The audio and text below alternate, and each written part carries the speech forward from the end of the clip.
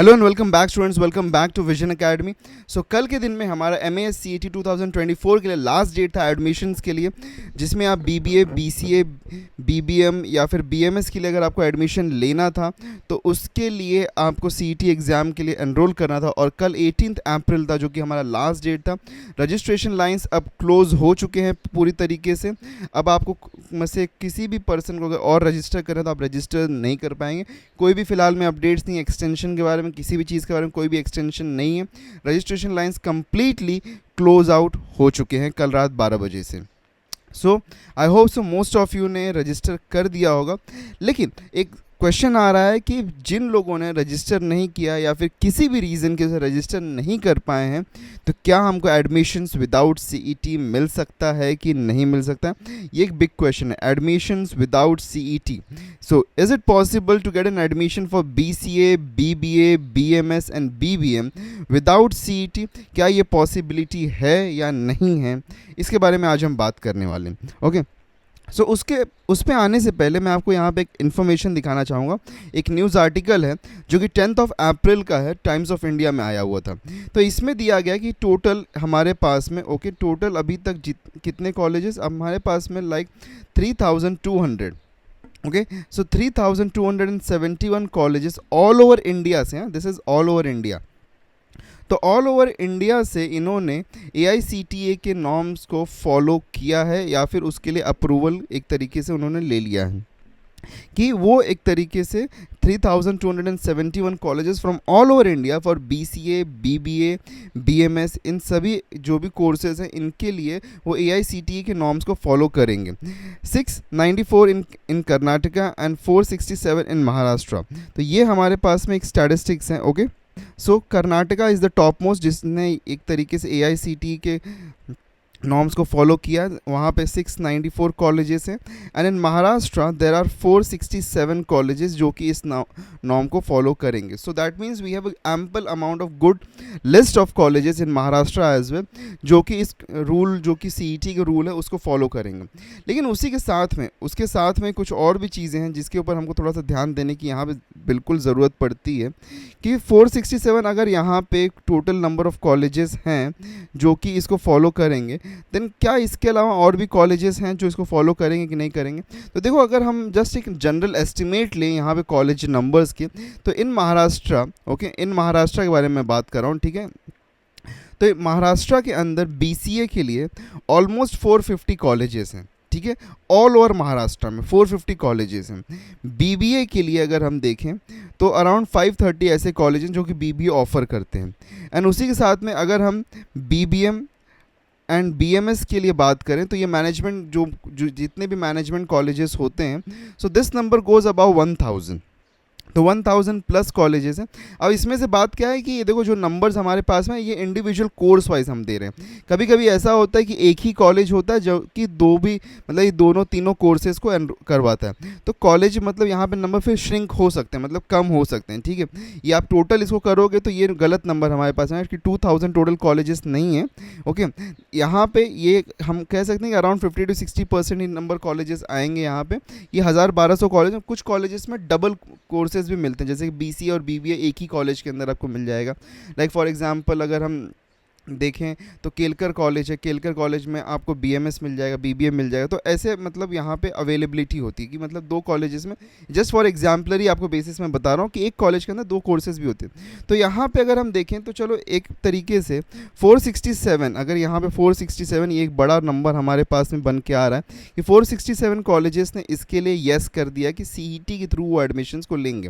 लेकिन उसके बाद भी अगर मैं इसको जनरलाइज करने की कोशिश करूँ इस कॉलेज के नंबर को, हमने ट्राई किया स्टैटिस्टिक्स फाइंड करने, बट थोड़ी सी डिफिकल्टी आ रही थी।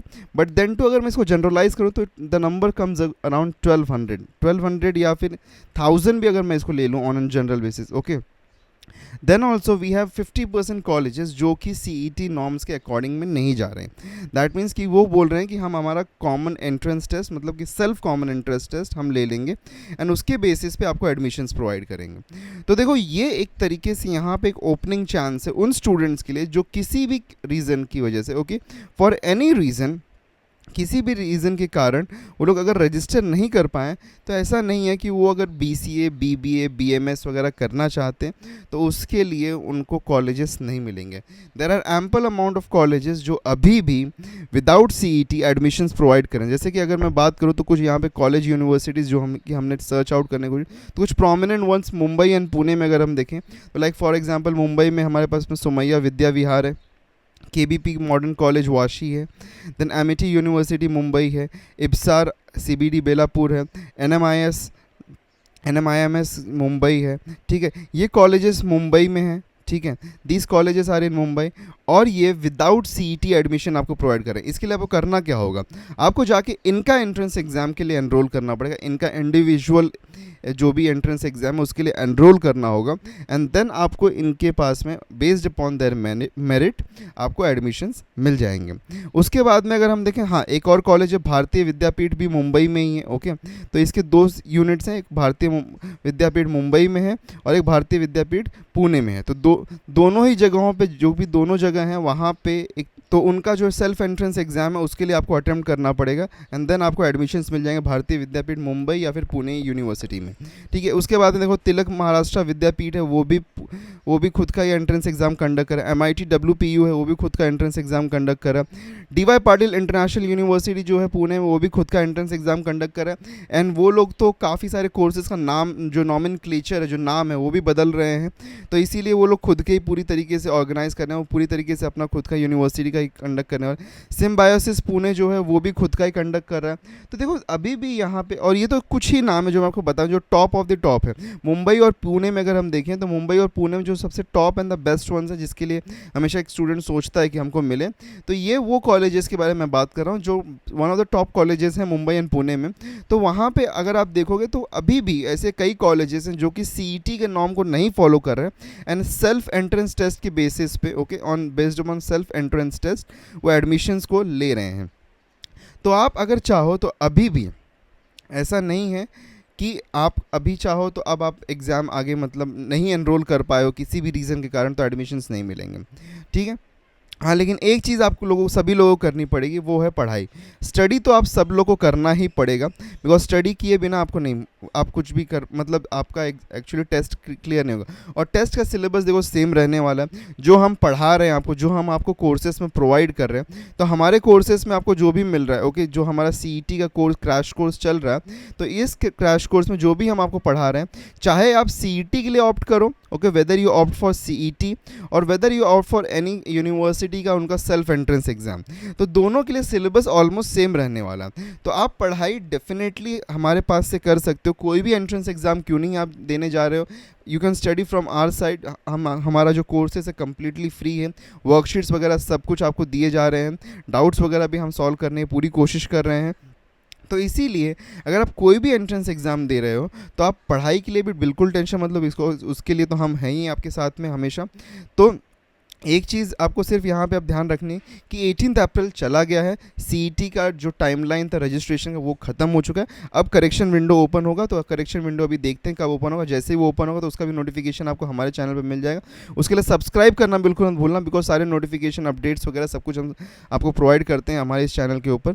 तो अब अगर इन केस कोई भी रीज़न की वजह से आपका अगर रजिस्ट्रेशन नहीं हुआ है तो निराश बिल्कुल मत होना, बिकॉज अभी भी ऐसे बहुत से यूनिवर्सिटीज़ हैं जो कि आपको डायरेक्ट एंट्रेंस भी प्रोवाइड करते हैं। Okay, direct entrance either based upon your 11th-12th marks और based upon the self entrance test. जैसे कि एमिटी यूनिवर्सिटी जो है वो तो 11th और 12th और इंटरव्यू छोटा सा कंडक्ट करता है, उसके बेसिस पे आपको एडमिशन दे देता है। So you can go through these colleges और हम ट्राई करेंगे एक वीडियो लाने के जहाँ पे हम इन कॉलेजेस के बारे में बताएं जो कि आपको विदाउट CET एडमिशन्स प्रोवाइड कर रहे हैं।